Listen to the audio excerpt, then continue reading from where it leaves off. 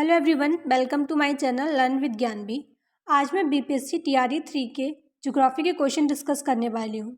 जैसा कि आप लोग देख रहे हैं, यहाँ पे सबसे पहला क्वेश्चन लिखा हुआ है, पर्वत की चोटियों के समूह की ऊंचाई घटते क्रम में नीचे दी गई है, निम्नलिखित में से कौन सा क्रम सही नहीं है। यानी कि जो क्रम सही नहीं है वही आंसर हम लोग का होगा।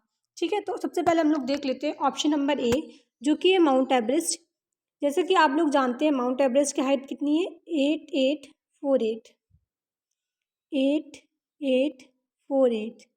ठीक है, और कंचनजंगा की हाइट कितनी है, 8598। ठीक है, और धौलागिरी की हाइट कितनी है, 8172। तो देखिए सबसे पहले ये माउंट एवरेस्ट, फिर उसके बाद में कंचनजंगा की हाइट आ गई, फिर धौलागिरी की हाइट आ गई। तो ये तो हाइट वाइज बिल्कुल सही लगे हुए हैं, तो ये तो हम लोग का आंसर नहीं हो सकता, क्योंकि हम लोग को तो जो आंसर सही नहीं है वो बताना है। तो ये तो इसका अरेंजमेंट तो सही है, तो ये तो हम लोग का आंसर नहीं हो सकता। नेक्स्ट देखते हैं ऑप्शन नंबर बी, जिसमें सबसे पहले धौलागिरी दे रखा है। धौलागिरी की हाइट कितनी होती है, 8172। ठीक है, नेक्स्ट दे रखा है कंचनजंगा। कंचनजंगा की हाइट कितनी है, 8598। ठीक है, उसके बाद में दे रखा है नंगा पर्वत। नंगा पर्वत की हाइट कितनी है, 8126। ठीक है, तो देखिए पहले 8172, फिर 8598, 8126। तो देखिए इसमें ये जो हाइट का अरेंजमेंट ये बिल्कुल सही नहीं है। तो इस तरीके से हम लोग का ये वाला आंसर ठीक हो सकता है। ठीक है, लेकिन इससे पहले हम लोग ऑप्शन नंबर सी भी देख लेते हैं कि ऑप्शन नंबर सी ठीक है कि नहीं है।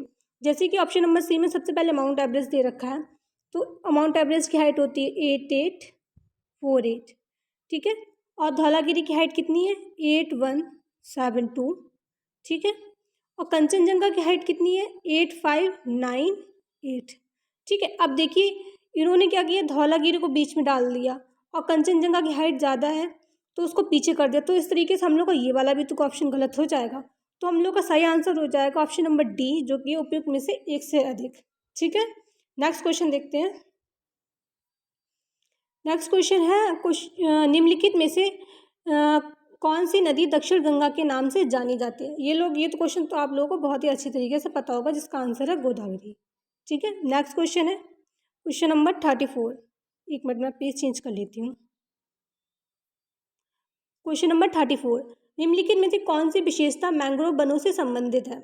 ऑप्शन नंबर ए है, पौधों की जड़ें पानी के अंदर डूबी होती हैं। ऑप्शन नंबर बी, दलदल कीचड़ और खारा तटीय जल आदर्श आवास है। ऑप्शन नंबर सी, घने लंबे वृक्ष। तो इसका आंसर आज हो जाएगा ऑप्शन नंबर डी, जो कि उपयुक्त में से एक से अधिक, क्योंकि मैंग्रोव वन की ये तीनों ही विशेषताएं होती हैं। ठीक है, नेक्स्ट क्वेश्चन देखते हैं। नेक्स्ट क्वेश्चन है, निम्नलिखित में से कौन सा भारत में बाघों का आरक्षित क्षेत्र नहीं है। ऑप्शन नंबर ए, उत्तराखंड में कॉर्बेट राष्ट्रीय उद्यान। Option number B, Madhya Pradesh में बांधवगढ़ राष्ट्रीय उद्यान। ऑप्शन नंबर सी, पश्चिम बंगाल में सुंदरवन राष्ट्रीय उद्यान। ऑप्शन नंबर डी, उपयुक्त में से एक से अधिक, और ऑप्शन नंबर ई, उपयुक्त में से कोई नहीं। तो हम लोगों को जो आंसर नहीं है वो बताना है। तो जैसे कि ये उत्तराखंड में जिम कॉर्बेट, वो तो टाइगर रिजर्व है, और बांधवगढ़ भी टाइगर रिजर्व है, और पश्चिम बंगाल में तो वाइट टाइगर होते हैं, तो ये तो बहुत ही फेमस है सुंदरवन का। तो इसका हम लोगों के इस तरीके से आंसर हो जाएगा ऑप्शन नंबर ई, क्योंकि ये तीनों ही टाइगर रिजर्व हैं। ठीक है, नेक्स्ट क्वेश्चन है, निम्नलिखित में से किस नदी को बिहार का शोक कहा जाता है। Option number A, Kosi. Option number B, Gandak. Option number C, Ganga. Option number D, उपयुक्त में से एक से अधिक, या फिर ऑप्शन नंबर ई, उपयुक्त में से कोई नहीं। तो इसका सही आंसर हो जाएगा ऑप्शन नंबर ए, कोसी।